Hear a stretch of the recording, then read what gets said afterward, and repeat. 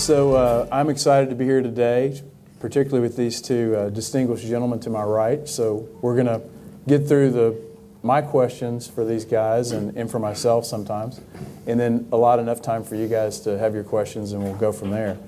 I was very prepared for this because I had blindsided in my head, and then Steve got up here and said broadsided, and I thought maybe it was like a country and western writing. We're going to write a song here today, but we're going to go with blindsided. So first question that I've come up with, guys, is blindsided theme. We can all relate to this in the room. Oil prices declined late last year by over 50%. We're seeing a little bit of bounce here lately, but I want to focus on that event. We're seeing capital expenditures being cut by the majors in excess of 20%. A lot of the independents are cutting CapEx back by more than 50%. We're seeing oilfield services companies laying people off by tens of thousands. So, really kind of a shock to the system given where we were. So why don't I start with you, Rob? You're at the head of the table at Mossbacher Energy, obviously, and you're at the table in Devon and Oklahoma City as a public entity listening and watching to what's happening. So maybe give us some insights, what's going on in the boardroom, and from this experience, are there any important lessons you've learned that you could convey to our fellow directors here?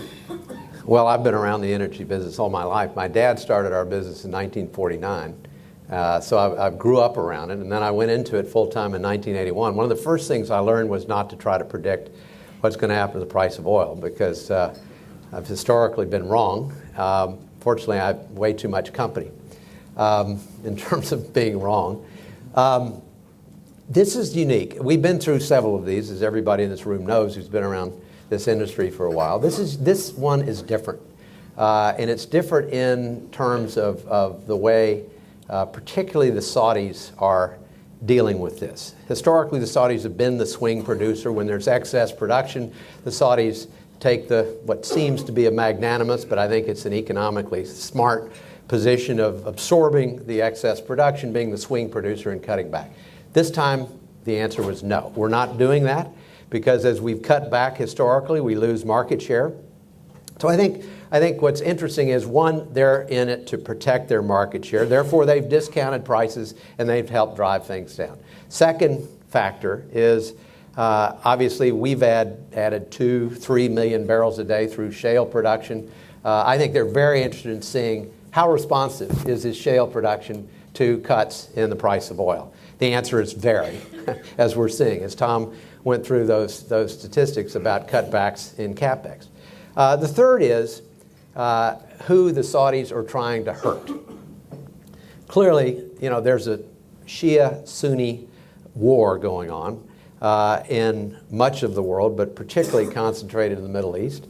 And there's no doubt but that a large part of the Saudi strategy is all about how to squeeze the Iranians, the Russians, others that are supporting the Houthis in Yemen. So you have all that going on at the same time. What it says to me as a board member at my company or at Devon is, so what happens when production drops off significantly? And I think it will in terms of some of the shale plays, because as a natural outcome of the cutbacks in CapEx and the reduction in rigs. Second half of the year, we can see some significant drops. And so what impact does that have on the price of oil, particularly West Texas Intermediate? It's beginning to look like the United States actually becomes a swing producer. So if you think that we're all sitting around waiting for the price of oil to hit 60 or 65 or 70, and at some point we're going to say that play makes more sense, now let's go back out. It's kind of like a faucet where you sort of turn the water down a little bit to a trickle and then you turn it back up. And the question is how aggressively do we respond? And if we respond really aggressively to increases in price, we're going to flood the market again.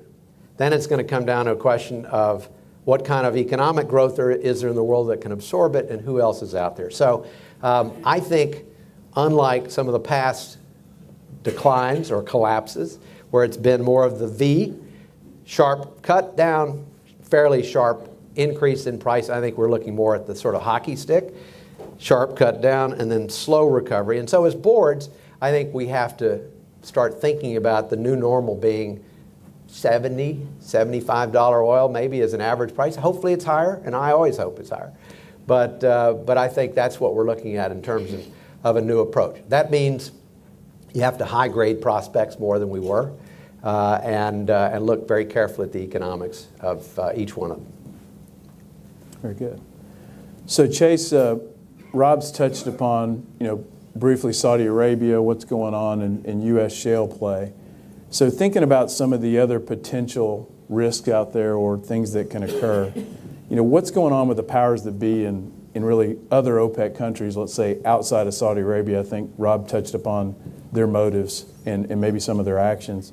So maybe specifically in your experience with the Al Thani monarchy and their energy ministers, were they prepared for this? And is there anything as directors that we should be anticipating with regards to other members of OPEC and their potential actions? In answering your question, I think we are inevitably drawn back to Saudi Arabia. Rob touched on two very important motivations that are clearly uppermost in the minds of the Saudi leadership, that is market share and regional rivalries. But we can't forget a third very important factor. In fact, I would say this is probably the most important as far as the leadership is concerned, and this affects the leadership in the neighborhood. And that is they have to pay attention to their domestic demands. That is, the number of people in Saudi Arabia, which is a population about the size of Texas, 25 million, number of people who are poor or near poor is very large. And of course, the leadership feels the threat, general threat from radical Sunni groups such as ISIS and from Iran and militant Shia. They cannot at that time afford a population that is the least bit restive. So when things get tough in the neighborhood, particularly when it gets tough for the regime, what the Saudis tend to do is to turn on the public spending spigot, which is why they need the cash. My guess is that they will keep production high or even increase it in order to fill the treasury that they'll need to pay for whatever kind of subventions the government may have to pay to keep the population reasonably at peace. In the neighborhood, to talk about the Qataris or the Emiratis, they have a parallel concern, but it's at a much, much lower level. That is, and the reason is because their populations are so tiny compared to the Saudis. In Qatar, which has a population of maybe 2 million plus, only about 10% are the citizens of the country, the people who actually own the wealth. And you see the same kind of amazing percentages next door in Abu Dhabi or Dubai. Therefore, there is more than enough money, even in a depressed energy state, which we don't have at the moment, to take care of the people they have to worry about. The Saudis have a much, much more difficult and challenging problem. And, at Chesapeake, we were a lot like other companies, but also, I think, very different in going through what we did. With our history and outspoken, founder and chairman, we were, when I came onto the board, it was kind of crisis mode. And, based on that history with the level of leverage, we had a whole new board. I think our board, everyone's been there less than 3 years, except for one. And so I think as we hit this crisis and we had a lot of momentum of change and good things going on, our first approach from the boardroom was, let's make sure we save our ship, right? Let's run this scenario as if this thing could go on for a very long period of time. And we started there, make sure we survive this. And then I think what you do, in a boardroom is begin to work back and say, hey, now let's talk about offense. How can we play offense, save our ship? And then ultimately you reach an equilibrium where you can say, I'm protecting the house, but I really understand kind of the risk reward discussions. But I don't think anybody wants to go out there and bet on $90 oil next year. Probably not the prudent thing to do in the boardroom. One of the interesting things for me is being a non-energy person, in the value of that and, clearly articulating our way forward. Because again, you're going to educate the non-energy people in the room as to what's going on. So with that, Chase, I wanted to kind of touch back on this a little bit. Being the person that would probably do this, is there such thing as a stupid question, that we can ask in a boardroom? And I guess what I mean by that, I want to put it in the proper context. As a non-oil board member, how far should we go in challenging the experts or the common wisdom? Because I think sometimes it's intimidating when you're in the room with a 40-year energy expert and they're spouting off what could happen, what should happen. What's our role as independent directors?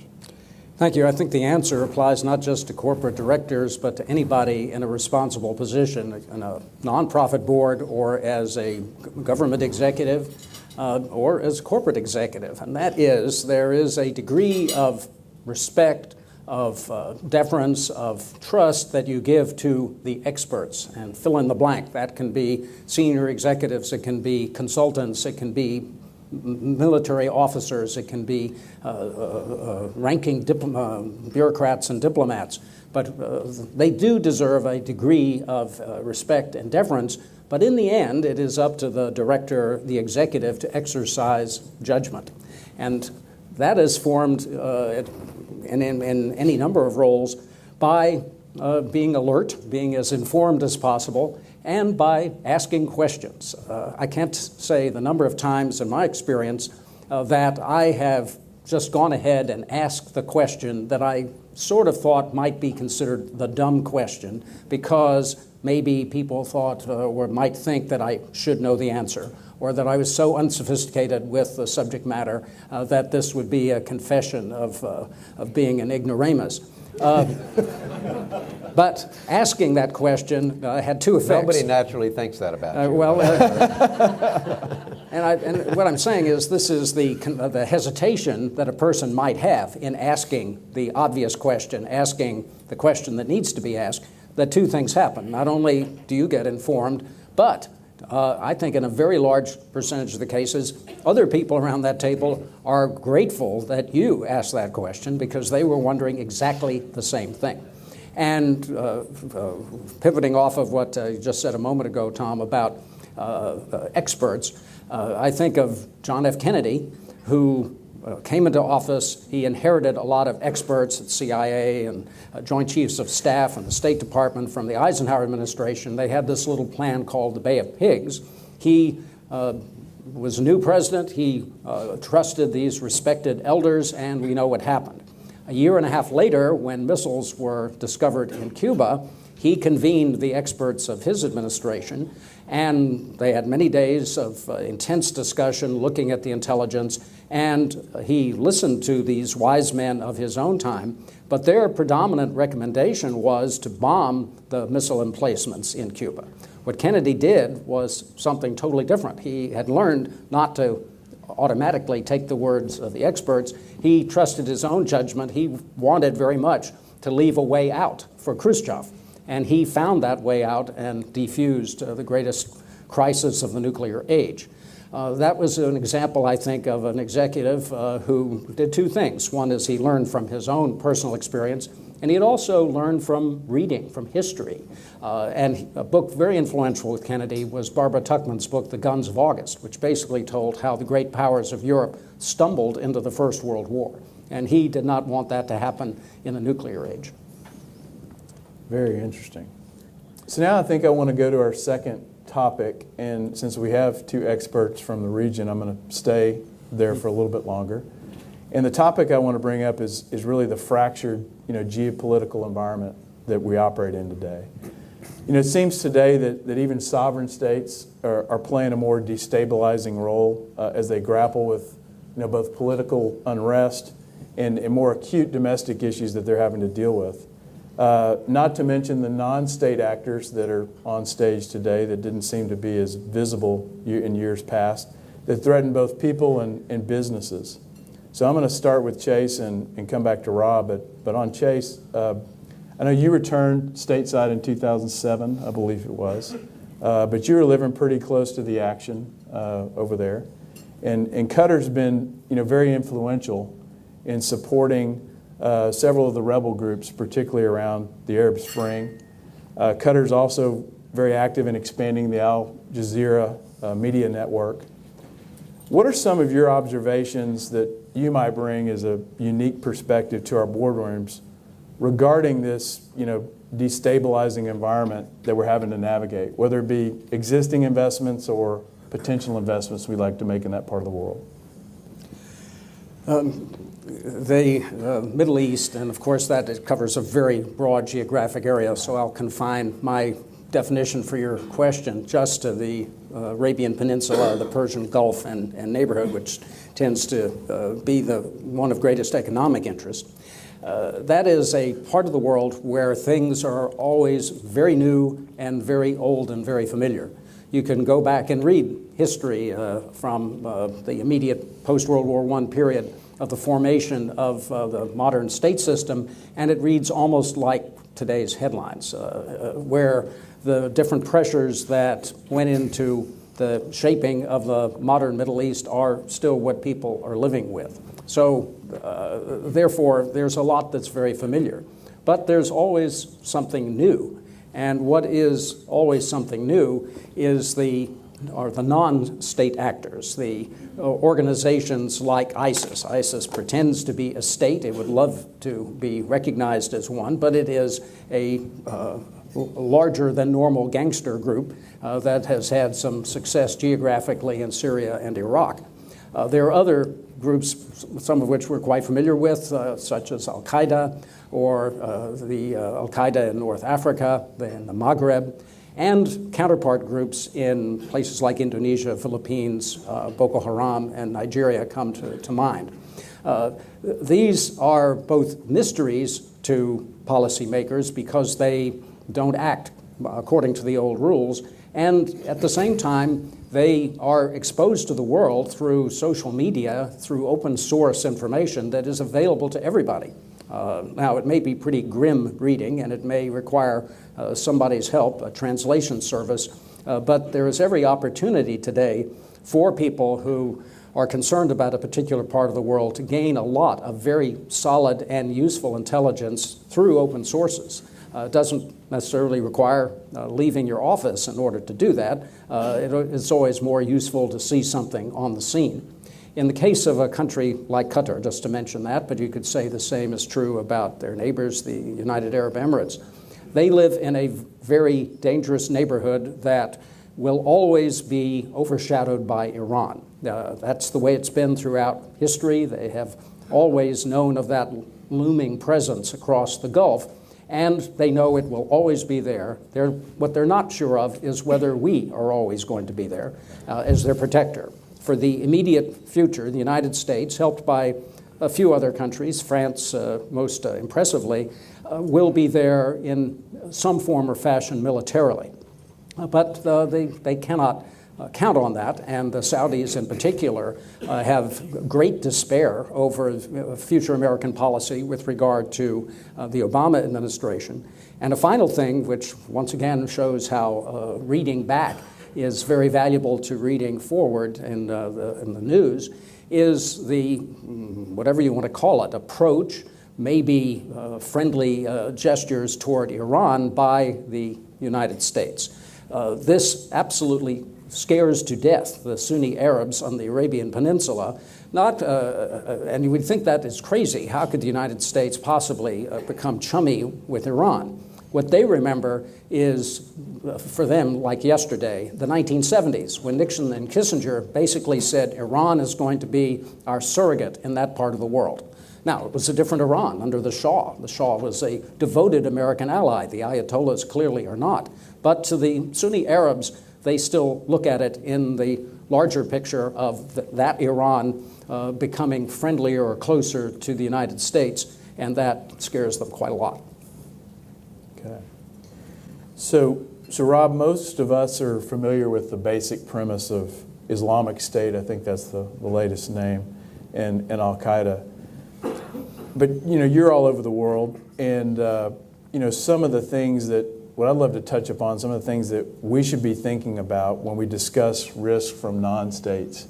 Then as we think about those current operations or potential operations, how can we in the boardroom better prepare for managing some of these potential threats as we go into territories where there's either a non-state or, for that matter, a state issue with regards to potential risk in our investment?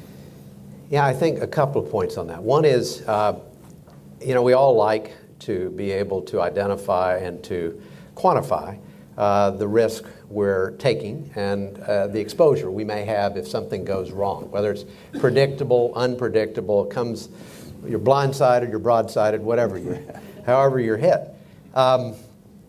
When I was head of OPIC, the Overseas Private Investment Corporation, it actually started out primarily as a political risk insurance agency. It really was built around trying to help American companies go in and protect them against expropriation, currency inconvertibility, you can't get your money out of the country, or political violence.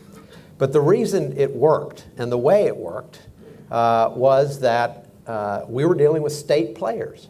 So if Venezuela was going to steal something from you and you had bought insurance against that, well, OPIC would investigate the claim, pay you for whatever loss you had, although you got what you had invested, but not what you might have in the way of future income.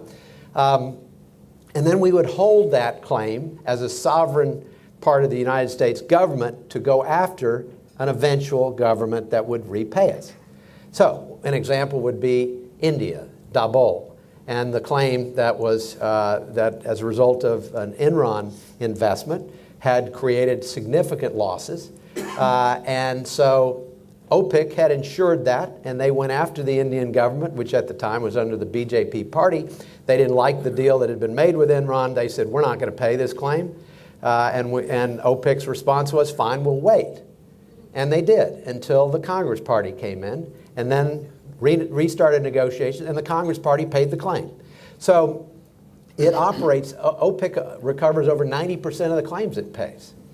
That's not possible with non-state players. I mean, ISIS would love for us to legitimize them by saying, well, you owe us something or other for what you stole from somebody. So it's just hard to quantify and to put kind of real risk mitigation situations or policies in place to protect yourself. So in effect, you're taking risks that is uninsurable, and you just have to decide if it goes totally wrong, how much are we prepared to lose?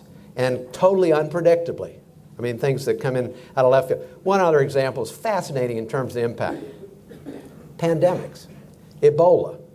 So any of us that were doing business in West Africa, it didn't make any difference whether you were in Liberia or Sierra Leone or one of the countries clearly seized with this. It was like nobody's going to West Africa for the next 6 months. We're going to take our people out of West Africa. West Africa, I mean, like that includes Nigeria. So, understanding who you can consult, and this is the second point I wanted to make. I think it really requires, in this type of environment of non-state actors and unpredictable threats, much better communication and sharing of information and intelligence, not only among companies that are in the same sector, where you can share non-proprietary information, but also with government. Understand who it is in the government you can contact. Particularly on the cyber threat side, it's the FBI. But know who you can contact if things happen quickly, so that you can work with them and pool our information and intelligence and get the best feedback that helps you protect your employees as well as mitigate your risk. Very good. Thank you, Rob. Okay, we're going to go to our third topic now, and we're going to switch gears a bit. We're going to move out of the Middle East for just momentarily. And the topic I'd like to discuss, guys, is shareholder activism, because it's a very hot topic these days. Companies are probably their most vulnerable they've been, since I've been around, and as far as activist attacks. I think the steady erosion of defenses that corporations have, the short-term mindset that Wall Street's kind of employed, the archaic regulatory disclosure requirements for these companies now, which were built back when snail mail was the way to go, but weren't very internet friendly. So you combine that with today's modern speed of the internet and real-time information, and the temperature's really been raised in the boardrooms around the country. The number of activist attacks in the year 2000 was 27. The number of activist attacks last year approached 300, just to give you some perspective as to what's going on out there. Activist funds today have actually become an asset class. When you think about Ackman and Icon and people like that and others that have become that, and now have an estimated $200 billion under management. So this thing's gotten bigger, and you see more of it in the news every day. So I want to start with Rob here, because being on two public boards at Calpine and Devon, and obviously you're subject to confidentiality limits, we understand. But how do you guys think about this emerging topic and prepare for the potential for this to show up one day on your doorstep? I think you have to be forever vigilant. I think you can say that forms of activism have been helpful in terms of helping drive more connectivity between pay and performance, which I think as a board member is a good thing. And I think the greater the interest in how the board impacts the direction of a company by shareholders is good. I think, though, that too many of those activists are destructive, looking for shorter-term profits, and frankly can turn a company on its head for the simple reason of their own financial aggrandizement. So that's kind of my feeling about it. I think not just be vigilant, but do several things which most companies do anyway. One, stay in constant touch with your shareholders. I mean, the best way to prevent activists from having their way is to make sure your major shareholders think you're doing the right things, or you're responsive, you're listening. Two, if you've had the same 6 or 8 or 7 or 10 people in the room for years, you might think about adding some more new, fresh thinking, and so that there's some turnover, and you actually send a signal that it's not just a staid group that is hunkered down and protecting the status quo. Third, I would contact some of the firms. We all know who they are. They cost a lot of money, but they give you pretty darn good advice on kind of reading the tea leaves on some of these activists. What are they motivated by? What are sort of telltale signs of where they're really just buying a position in a company versus starting something that could be very, very challenging. So I think prepare, be vigilant, stay in touch with your shareholders, make sure you've aligned pay with performance so that you have a good story to tell on that, and just be wary. Thank you, Rob. If I can add on to that, it was my pleasure during the Reagan administration to know the late Claire Booth Luce, and she defined the difference between an optimist and a pessimist is that the pessimist is usually much better informed. And it seems to me that, just echoing what Rob had to say, that being informed through, once again, the open source media that both afflicts but also blesses our lives, gives at least a chance of early warning, because the kind of people you're talking about, and not just in corporate setting but also in political activism, are not shy about telling what they think and even what they plan to do. So, and they're quite happy to let the broader world know about it. So we always hear about black swans. These seem to be swans that you can identify and know where they live. Good point, Chase. I may add 2 cents into this topic. It wasn't by my choosing, but I have had some interaction with activism. And I think I would say, there's a lot of ways to slice data, but for me, the simple way I understand it is I kind of divide activism into 2 categories first. And the first is what I'll call, the governance activists.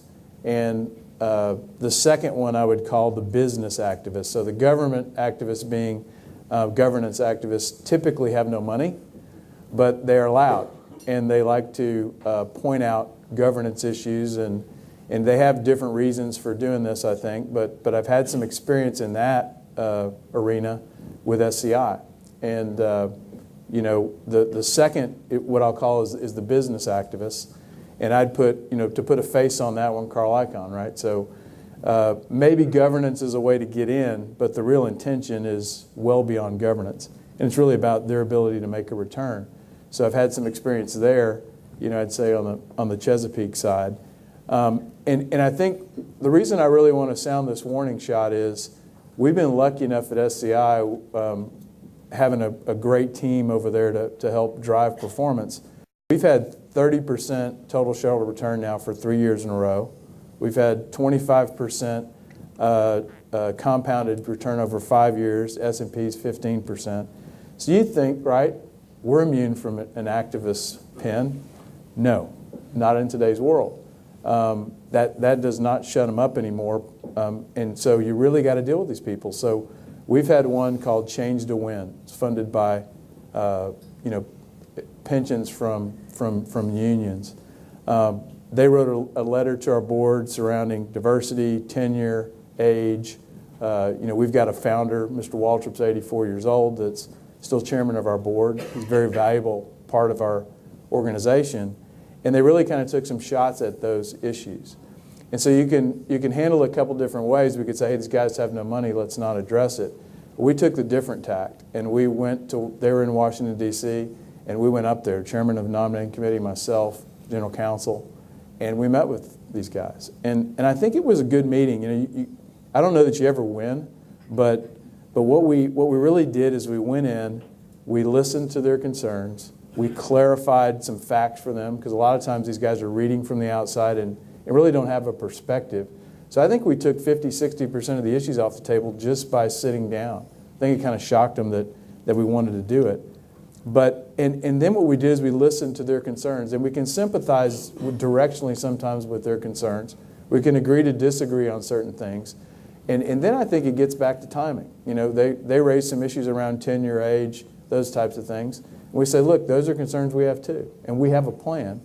And we're going to go by our timeline. We're going to maintain ownership of that process. And while we sympathize directionally with you, it's our responsibility, not yours.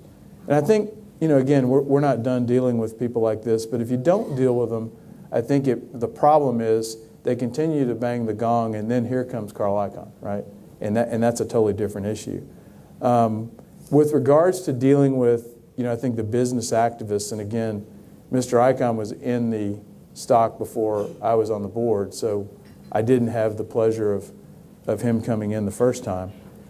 But I do think, sometimes to Rob's point, most of the time they're pretty aligned, particularly in turnaround situations where you've had issues with management, where you've had issues with capital deployment. They're perfectly aligned, and things go pretty good. And then I think when you get in new management and you inject the capital discipline and all those types of things, the problem you run into is now this is where it begins to differ. Because I think the tack they can take, to use Rob's word, is really a short-term investment focus sometimes.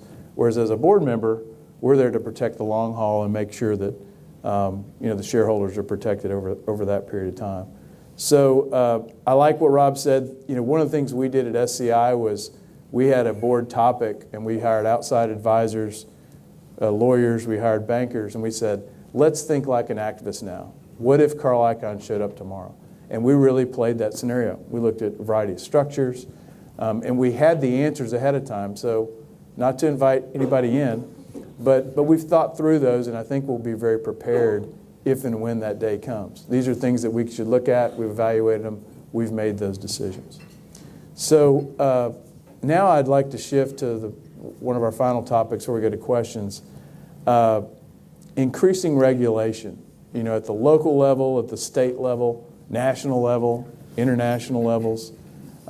We can touch upon the Affordable Care Act for health care, which is a national implementation issue.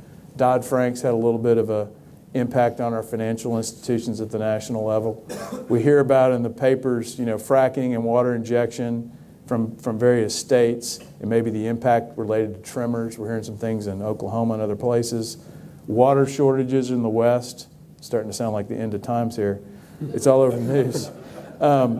Locust. Yeah, exactly. That's next. Frogs.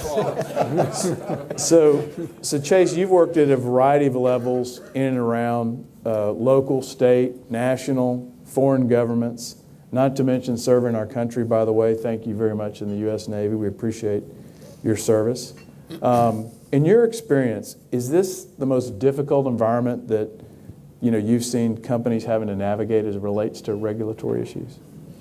Probably is so, because of the increased attention that modern media makes possible to look over everybody's shoulder. One lesson I have drawn, and I'll be interested in hearing from Rob's own perspective in state and national government, about why we get bigger government and more regulation, is that in a modern media environment in which problems such as we've been talking about are flung before our eyes every day, the microphone is often literally thrust into the mouth of the policymaker, and the question is asked, what are you going to do about this? Inactivity, doing nothing, waiting for more information, perhaps pondering the issue, getting wise counsel, all of that, which was the luxury of an earlier era, is not allowed today. It is up to the policymaker, call him the politician, to act. And how do politicians act? Well, they act by spending money and by increasing the size of government, by creating a new agency or a new program. And often these individuals, and they can be Republicans as surely as Democrats, want to be able to point to something concrete that they have done. And that is, I created the XYZ program, or we established the ABC agency to deal with this problem. And I fear that this is an egg that cannot be unscrambled, that these pressures are going to be there. But I say that because a lot of us in this room hope that there will be a change of government coming up after next year's election. And I don't want to break hearts too early, but the fact is that change of administration doesn't always lead to radical changes in these kind of pressures. We saw how the George W. Bush administration reacted to a political demand for doing something about the high cost of drugs and embarked upon a huge new spending program for prescription drugs, something that would not have been predicted of a Republican administration. And yet they also were under the same pressure to do something. Once again, I think of Lord Salisbury, who was the British Prime Minister and Foreign Secretary at the end of the 19th century, and he said, whatever happens, it will not be for the good, so it is in our interest that nothing happen at all. Well, and I would just tag on that and say, I think the regulatory environment has been exacerbated by the fact that we've had a dysfunctional Congress for years. So you're not actually passing laws because you can't develop consensus around a law to pass, or you can't make the wheels of the Congress work. So regulators decide to step in and try and impose their will through regulations. Second, I think there is sort of an axiom, which is activist politicians abhor policy vacuums. In other words, things don't happen in an area, they feel compelled to fill that with new ideas. And third, those of us that are in industries that have high profiles, like the energy business, I mean, as much as we can do to try and adopt sort of standards that are consistent from state to state, and I think particularly about fracking and water use and so forth. I mean, I view fracking as being one of the most manageable challenges we have in terms of its impact, its potential negative impacts. It's all about information sharing, taking the best of what states are doing, help other states aspire to hit those higher standards in terms of consistency and how you drill wells and how you complete wells and so forth. So I think we can do a lot to keep policymakers and regulators out of our hair, particularly in Washington, if we take steps on our own. For instance, I think I was very proud of the fact that Devon Energy was one of the first players to release voluntarily the chemicals that were used in any of the fracking jobs we did. And then basically said, if you find common chemicals in groundwater and what we are using here, then let's find out what went wrong, because it shouldn't be the case. And that sort of thing was industry-driven thing that had a real impact, I think, on preventing more of a federal reach on that type of thing. Great point. Well, I had a lot more questions for these guys and was really going to nail them, but I'm reminded that this is your meeting and we've got questions and I want to make sure we have time for them. So I'm going to go through these and guys, feel free to jump in as you wish. So the first one is, please give us your comments on Russia and the potential threats. Where might we be blindsided?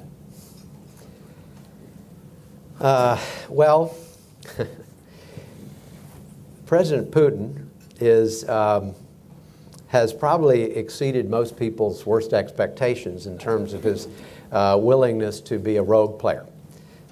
So when you think of being blindsided, he is truly one of the most powerful individuals that can drive that. I mean, the idea of sort of swallowing Crimea and then trying to perpetrate this complete fraud in terms of the eastern Ukraine, in terms of it's not the Russians who are involved in this. We could spend hours arguing about why he is where he is, why he's upset the way he is, but right now I believe he pushes, and where he sees weakness, he continues to push. And where it could impact the energy business is, and don't take this as anything other than wild speculation, but somebody whose ruble whose currency has virtually collapsed, and whose economy, even though it's made a little bit of a rebound in the last few weeks, is in shambles and heading towards deep, deep trouble. Willing to use force could take actions that would impact supply of oil that would create significant upward pressure on price. What do I mean? Saudi Arabia has huge export facilities in a place like Ras Tanura. Now, whether or not you could ever trace anything in terms of a terrorist act on something like that to a state player, that's not the kind of thing that one should put beyond someone like this who would say, why not? First of all, we're getting squeezed. Second, there are plenty of Sunnis who could be blamed for attacking Shias and Houthis in Yemen. Why don't we just take some action? So that's kind of the sort of totally off-the-wall blindside that you could see. I wouldn't say it's impossible, but it's far-fetched, I hope. I would add that in the case of Russia, there probably is less chance of blindsiding than elsewhere, just because Russians have always pursued their own goals. And as Churchill said, it is a mystery wrapped in a riddle inside an enigma, but the key is Russian national interest. And the Russian national interest, as Putin describes it, almost overtly, because he pines for the old Soviet Union, is to expand Russia as a territory to include as much as possible of what used to be run out of Moscow in the days of the Soviet Union. Hence his pressure on Ukraine and, unfortunately now, his pressure on the Baltics. The reason I say unfortunately is that is where the direct collision with NATO will occur. But as Rob said, Putin will try as much as he can to get away with and then pull back, which is why our best position is not unlike the way it was in the Cold War, one of quiet, solemn strength to be that barrier to discourage him. Dean Rusk, who was Secretary of State under Kennedy and Johnson, said that the Russians always reminded him of an opportunistic hotel burglar who would go down the corridor trying the doorknob of every room in the hope that one would open and they would go in. So it's our job to keep those doors locked. There you go. Two great answers. All right. This one is specifically to you, Chase. How do we or the world defeat ISIS? Well,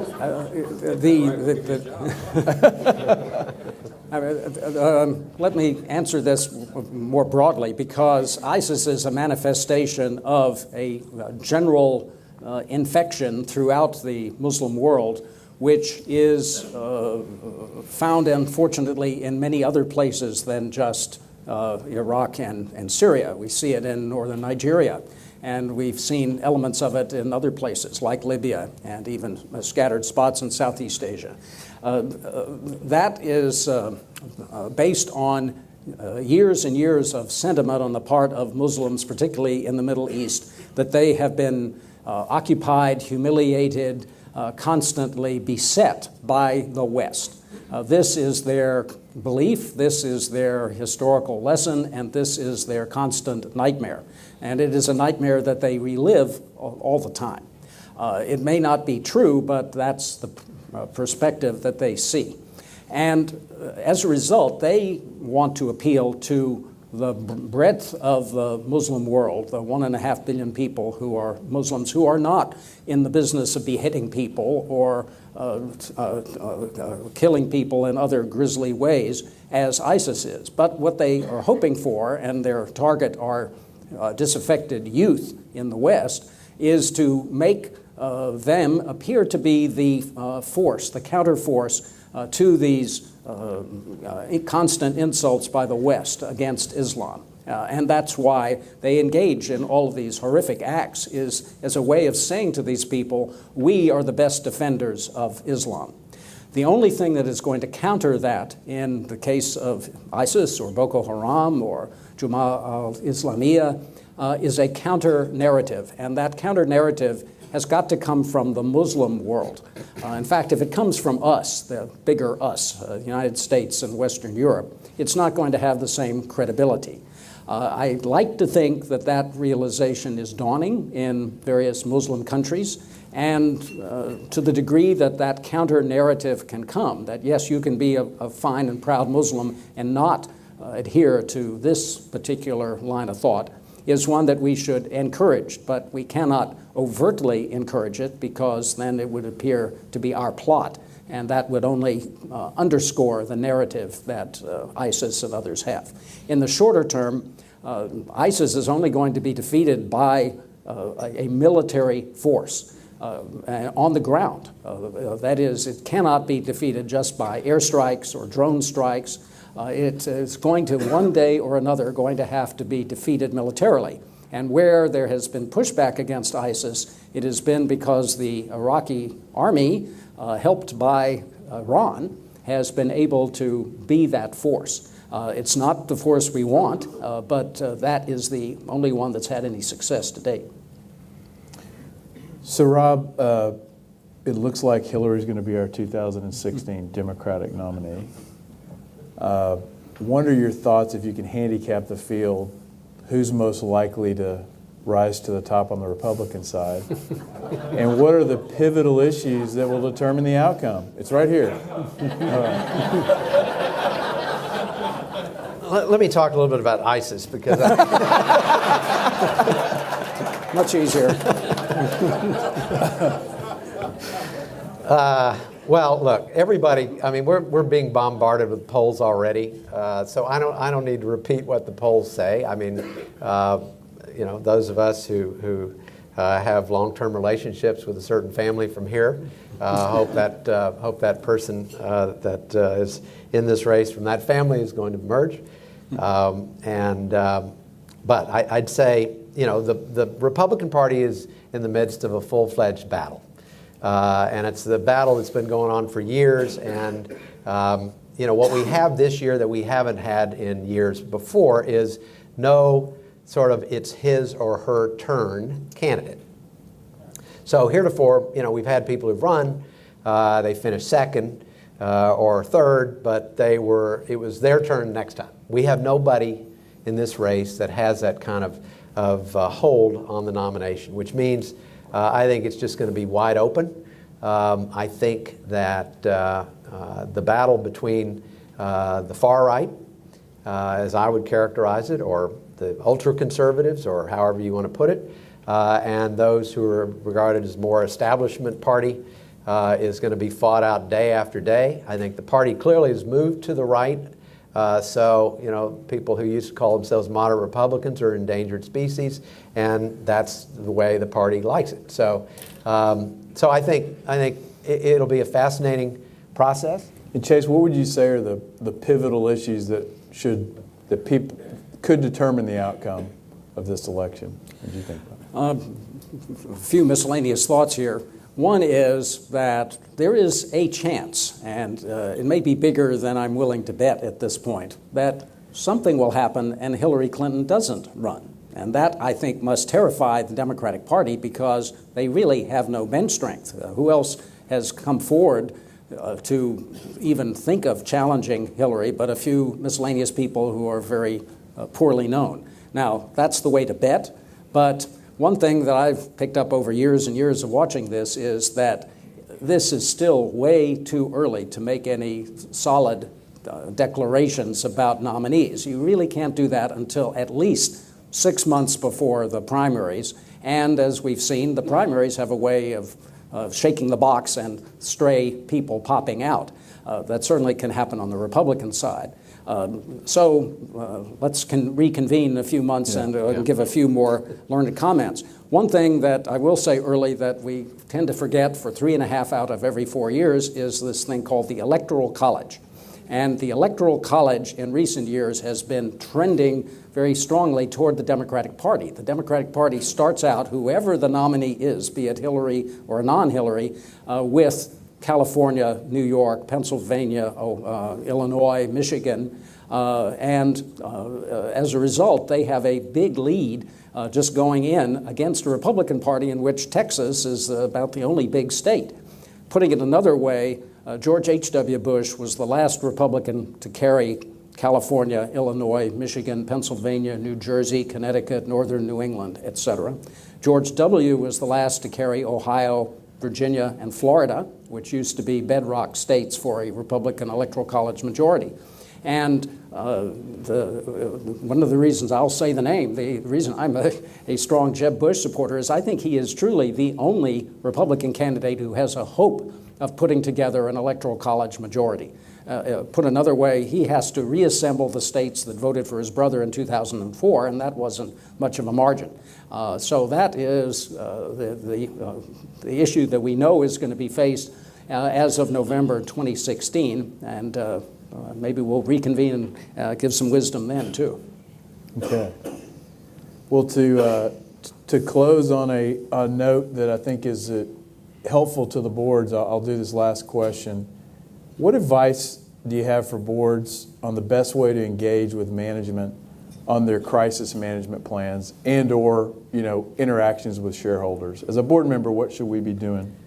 Yeah, I think it's really important that all of us, particularly those of us who probably demographically are in their 50s and 60s, and we're not going to be presumed to be as technologically connected as younger people, it's important that we help management focus on this 24/7 news cycle issue in which events happen much quicker than most public relations departments or public affairs departments are often kind of prepared to respond.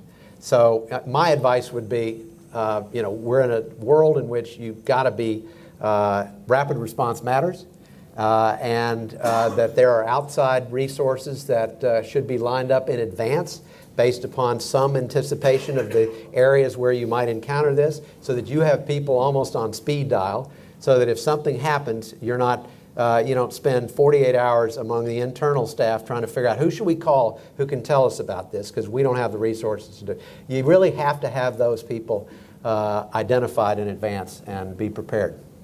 Great. The only thing I'd add too is making sure you're speaking. It goes to being prepared in one voice. A lot of times in these crises, the objective is to separate the board from management, and I think having a coordinated response, having identified who the spokespersons are going to be, whether that be an independent board member or management, but making sure your plan includes that and that everybody on the board's aware of it, because I've seen that go awry in occasions like that. Chase, anything you want to add to that topic? Not a bit. Okay. Well, I think that gets our allotted time. We made it.